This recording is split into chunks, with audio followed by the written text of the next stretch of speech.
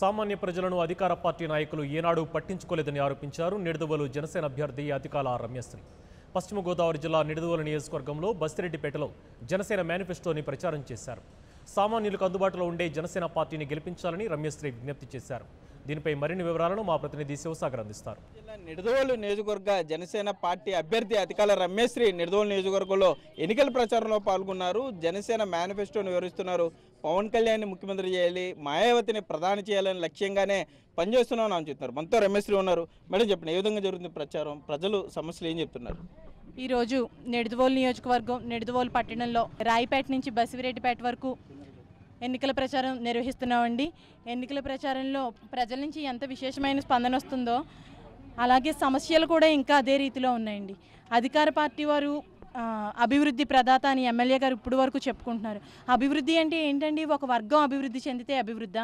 ఇక్కడ మీరు చూసినట్లయితే ఇల్లు చూడండి, ఇంకా ఇలాంటి వారు కూడా ఇలాంటి ఇంట్లో కూడా ఉంటున్నారు. కనీసం లోన్లు ఇస్తే బాగు చేయించుకుంటారు అన్న కనీస విజ్ఞత అధికార పార్టీ వారికి లేదండి.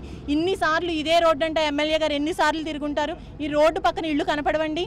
అలాగే ఈ రోజున ప్రజలకు ఇచ్చే రేషన్ కూడా ఎందుకు పనికిరాని బియ్యాన్ని ఈ రోజు వారికి ఇచ్చి మేము కేజీ రూపాయికి ఇస్తున్నామని ప్రచారం చేసుకుంటున్నారు. ఎందుకంటే అవి వండుకోవడానికి పనికి రాకపోతే నిజంగా సంక్షేమం ప్రజలకు అందాలంటే మీరు అట్టడుగు స్థాయి నుంచి ఎలా ఉన్నారో వారందరికీ సంక్షేమ పథకాలు అందించి అభివృద్ధి జరిగింది అని చెప్పండి. దయచేసి అధికార పార్టీ వారికి ఇదే సవినయంగా మనవి చేసుకుంటున్నాం. ఎన్నికల ప్రచారంలో భాగంగా నిడదవోలు టౌన్, బసిరెడ్డిపేట, రాయిపేట కూడా ప్రచారం చేశాం. మరి ఇందాక రమేశ్వరి గారు చెప్పినట్లుగా ఎక్కువ సమస్యలను చెప్పడం జరిగింది.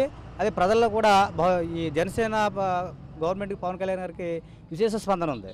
మేము పొత్తులో భాగంగా నేను బహుజన సమాజ్ పార్టీ నిడదవోలు నియోజకవర్గ అధ్యక్షుడిగా మాట్లాడుతున్నాను.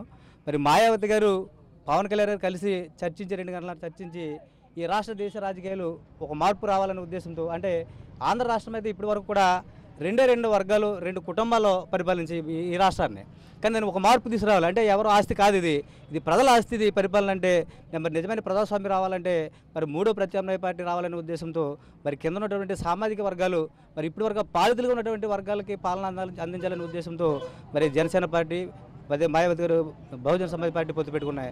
మరి పవన్ కళ్యాణ్ గారు ఒక దళిత స్త్రీని, మాయావతి గారిని ఈ దేశానికి ప్రధానిగా చూడాలని చెప్పి ఒక లక్ష్యంతో మరి ఆయన ఎంతో దృఢ సంకల్పంతో చేస్తానని చెప్తా ఉన్నారు. అలాగే మాయావతి గారు కూడా పవన్ కళ్యాణ్ గారిని ఇక్కడ సీఎం చేయాలనే ఉద్దేశంతో మమ్మల్ని అందరూ కూడా మరి పనిచేయమని చెప్పారు. మరి మాయావతి గారి ఆదేశాల మేరకు మేమందరం కూడా తప్పనిసరిగా ఈ రాష్ట్ర రాజకీయాల మార్పు కోసం గట్టిగా పనిచేస్తూ ఉంటాము. పవన్ కళ్యాణ్ గారిని తప్పకుండా సీఎం చేస్తాము. ఈ నిడదవోలు నియోజకవర్గం నుంచి మరి అతికాల రమ్యశ్రీ గారిని తప్పనిసరిగా మేము ఎమ్మెల్యే అభ్యర్థిగా గెలిపించడానికి మేమందరం కూడా కృషి చేస్తామని ఈ సందర్భంగా మీ అందరికీ కూడా నేను తెలియజేస్తున్నాను. అయితే మొత్తం మీద చూసుకుంటే నిడదవోలు నియోజకవర్గంలో సమస్యలు టెస్ట్ వేస్తున్నాయి. సామాన్యులు ఇంకా పేదరికంలోనే మగ్గుతున్నారు. ఏదైతే సంక్షేమ ఫలాలు ఉన్నాయో వాటిలో అవినీతి జరిగింది, సామాన్యులకు అందుబాటులో లేదు. సిఫార్సులు, జన్మభూమి కమిటీల ద్వారానే సంక్షేమ ఫలాలు ఒక పార్టీ, ఒక వర్గానికే వెళ్ళినాయి తప్ప సామాన్యులకైతే న్యాయం జరగలేదని నిడదవోలు జనసేన పార్టీ అభ్యర్థి రమ్యశ్రీ ఆరోపించే పరిస్థితులు ఉన్నాయి. కెమెరామెన్ భాగీరథ సాగర్, 99 టీవీ, నిడదవోలు నుండి. For more updates, please subscribe 99 TV Telugu.